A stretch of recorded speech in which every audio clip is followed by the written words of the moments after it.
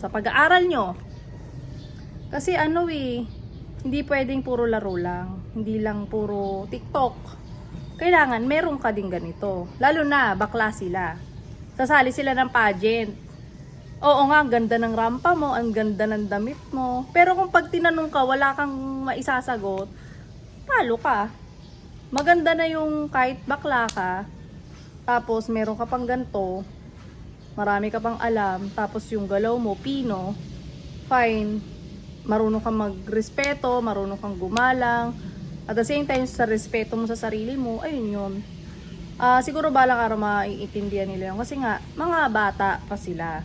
Pero di ba sabi nga, oo nga mga bata pa yung mga, yun na nga dapat habang bata pa lang, nadidisiplina ka na. Kasi kalalakihan mo siya paglaki. So kapag lumaki na, parang ang hirap ng